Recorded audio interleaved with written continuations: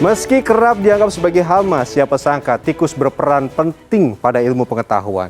Satwa pengerat ini sering dipakai sebagai media percobaan bagi para peneliti untuk merumuskan obat bagi penyakit hingga pengujian suplemen makanan. Dan berikut kami tampilkan lika-liku berternak tikus putih dan mencit dalam segmen Sehari Menjadi. Ini dia tikus putih dan mencit. Nah, buat penggemar film bergenre fiksi ilmiah, pasti tidak asing dengan hewan pengerat yang satu ini. Tikus putih atau Norway Red berasal dari Tiongkok dan menyebar ke Asia Tenggara. Mengutip data Foundation for Biomedical Research Amerika Serikat, 95% hewan percobaan di laboratorium adalah tikus. Ini nih alasannya. Uji preklinisis itu uji keamanan suatu kandidat obat atau kandidat vaksin. Nah, itu kalau kita akan membedah hewan itu, jadi kita akan melihat pengaruhnya terhadap organ hati, pengaruhnya terhadap organ ginjal, paru, bahkan memang dia kalau kita buka, kita kan bedah ya hewan-hewan ini, dia memiliki kemiripan morfologi tapi ukurannya kecil ya. Mau yang ini.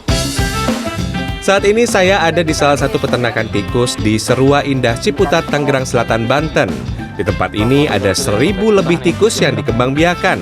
Selain tikus putih, di sini juga diternakan mencit.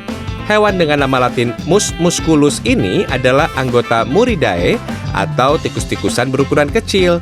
Ukuran tikus putih bisa mencapai 40 cm, namun ukuran mencit jauh lebih kecil dengan panjang 12 hingga 20 cm.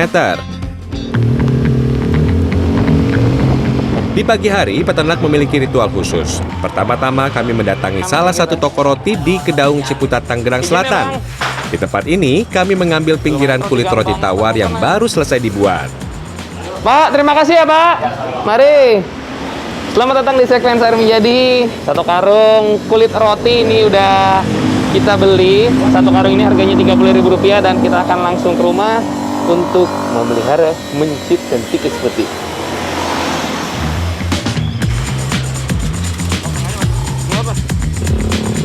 Selanjutnya kami berangkat ke tukang kayu untuk mengambil serbuk kayu sebagai alas tikus. Oke. Pagi Bang. Serbuk terbaik berasal dari kayu jenis meranti atau jati Belanda karena berwarna dominan putih. Kalau si serbuk kayunya ini nih nanti buat alasnya si tikus, ya Bang ya. Kita ambil dulu, bedanya yang ini tidak bayar. Oh, diikat dulu ya. Takutnya tumpah ngaprak di jalan. Oke, kita lanjut ke tahap berikutnya. Mempersiapkan makanan. Ada nasi, pinggiran roti tawar, dan juga pur. Tidak ada makanan khusus untuk tikus putih, karena hewan pengerat ini merupakan omnivora alias pemakan segala. Kita hanya perlu memperhatikan takarannya. Setelah semuanya tercampur, waktunya memberi makan 1.000 lebih indukan dan anakan tikus. Dalam sehari, tikus hanya diberi makan 1 kali, namun porsi ini bisa ditambah jika ingin mempercepat proses pembesaran. Idealnya, tikus makan sekitar 10 hingga 15% dari bobot tubuhnya. Makanan tikus harus mengandung protein, lemak, serta serat kasar. Kebutuhan atas protein didapat dari buah atau sayuran, namun jenis makanan tersebut bisa juga didapat dari pur. Sementara, karbohidrat dan serat kasar diperoleh dari ampas roti. Proses memberi makan di pagi hari juga menjadi ajang memantau kondisi kesehatan tikus. Jika ada tikus yang enggan makan atau cenderung tidak aktif, maka akan dipisahkan di kandang khusus. Oke, waktunya makan, feeding time. Sekotak ini ada sekitar 100-an tikus ya. 100-an tikus ataupun mencit yang ini sebagian besar adalah indukan atau yang perempuannya. Dan pemirsa, kalau lagi memelihara tikus, salah satu faktor yang harus dilihat adalah ini tikus mau makan nggak? Kalau tikusnya itu cenderung nggak mau makan atau diem, nah itu hawa-hawanya tidak akan bertahan lama. Jadi harus kita pisahkan untuk diberikan perawatan khusus di kandang sendiri. Tapi ini mah buset, makan semua. Tikus yang pasif bisa menjadi pertanda dia sakit. Tikus ini harus dipisahkan untuk mencegah menularkan penyakit. Tapi ini kondisi mati kayak gini sering terjadi? Sering, Om. Tiap hari kita ada aja 1, 2, 3 mau mati anakannya. Itu biasa kenapa tuh? Karena dari indukannya juga cacat, terus sama nggak disusun juga sama indukannya. Akibat jadi mati. Selain makanan, minuman juga jadi faktor penting pada tikus. Bila makan buah dan sayuran, tikus akan jarang minum. Tetapi bila diberi pakan kering seperti campuran roti, nasi, dan pur, tikus akan minum lebih banyak. Selesai makan dan minum, waktunya membersihkan kandang. Buang alas serut kayu yang kotor, kemudian ganti dengan yang baru dan kering. Serbuk kayu diganti 3 hingga 5 hari sekali untuk mencegah tikus berbau stres. Nah ini yang unik, biasanya kan kalau tikus dikenal dengan jorok, mainnya di got, di kubangan. Yang ini mohon maaf, tikusnya kalau kandangnya kotor ya Bang ya, waduh, tidak mau makan, tidak mau minum, yang ada juga malah jadi kurus, nggak mau kawin juga, waduh, ujung-ujungnya mati dan kita rugi. Tikusnya bersih sekali ya ini ya. Jadi keluarin ya, oke, yuk. Pindah kandang bos, pindah kandang bos. Satu lagi pemirsa, temperatur di dalam kandang juga menjadi salah satu faktor penting ketika beternak tikus putih dan mencit. Kandang harus sejuk dan memiliki sirkulasi udara yang baik serta tidak terpapar sinar matahari langsung. Sebab bila terlalu panas, tikus akan mudah mati akibat heat stroke. Iya jatuh. Iya. Iya, kabur. Kabur. Nah. Oke. Udah. Sekarang waktunya kita mengembangbiakan tikus putih dan mencit. Dalam satu kandang ada 1 jantan dan 4 hingga 6 betina. Tikus-tikus ini akan disatukan selama 1 hingga 2 pekan ke depan. Ini akan dikawinkan. Yang ini jantan ya? Iya. Kelaminnya terlihat jantan. Nah ini yang betinanya dan dikawinkannya di satu kandang. Perbandingannya? 1:4. 1:4. 1 jantan, 4 betina. 4 betinanya ya. Oke. Wah ini besar sekali. Berapa lama didiamkannya biasa? Paling seminggu, 2 minggu udah hamil. Hamil ya. Nah, ini dia tikus yang baru lahir. Anak tikus dan induknya akan dirawat di kandang khusus selama 3 pekan ke depan. For your info pemirsa, tikus peliharaan dapat hidup hingga 4 tahun dengan perawatan yang tepat. Sementara tikus liar mampu bertahan sampai 3 tahun. Wih.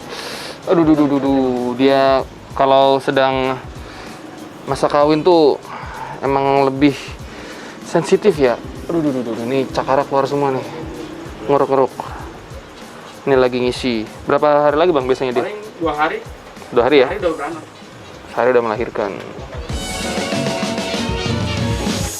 Ada 2 cara pengembangbiakan tikus, inbreeding atau outbreeding. Inbreeding atau perkawinan sedara biasanya dihindari oleh para peternak karena presentasi tikus menjadi wobbling atau terjadi kecacatan lebih tinggi dibanding perkawinan tidak sedara atau outbreeding. Namun ada juga peneliti yang membutuhkan tikus jenis ini, salah satunya untuk meneliti tikus dengan imun lebih lemah dari tikus kebanyakan. Tikus yang berusia 3 pekan sudah bisa dijual sebagai makanan reptil, sedangkan tikus yang digunakan untuk penelitian minimal berusia 3 bulan atau masuk kategori dewasa. Tikus putih yang dijual ke laboratorium berbobot 150 hingga 200 gram per ekor, sementara mencit memiliki bobot 20-30 gram per ekor. Ini kemarin tikus yang sempat dikarantina atau dipisahkan dari tikus-tikus lainnya karena kemarin sempat agak ada memerah di bagian mata karena takut menginfeksi ke tikus yang lain, tapi ternyata enggak, dia udah fine, sudah sembuh secara total. Dan tikus-tikus yang seperti inilah yang nantinya akan dijadikan penelitian. Ini buntutnya tidak putus, badannya juga tidak ada luka, tidak ada penyakit kulit ya, dalam tanda kutip. Matanya juga merah sempurna, bobotnya juga pas, dengan usianya sekitar 3-4 bulan. Sudah bagus. Pandemi COVID-19 membuat pesanan dari sejumlah laboratorium, sekolah, atau universitas menyusut. Omsetnya pun tergerus hingga 50%, dari awalnya 30 juta rupiah, kini hanya 15 juta per bulan. Selain pandemi, kondisi cuaca yang tak menentu juga menyebabkan tikus rentan mati. Ya, belakangan ini banyak yang mati juga. Kurang lebih hampir 300-an mati. Dari 1000 ekor. itu karena apa Bang? Karena cuaca yang panas itu. Bahkan tadi sebelumnya yang udah dilihat ya, dari anaknya mati, entah induknya lagi hamil pun mati gitu. Untuk menghindari kerugian lebih besar, para peternak memilih menjual tikus dan mencit yang masih berusia 3 pekan sebagai pakan reptil peliharaan. Nah, kalau saya beli mencit buat pakan piaraan di rumah, burung hantu itu, burung predator gitu. Meski pesanan dari laboratorium menurun selama masa pandemi, sejumlah lembaga penelitian masih menggunakan tikus sebagai salah satu media penelitian mereka.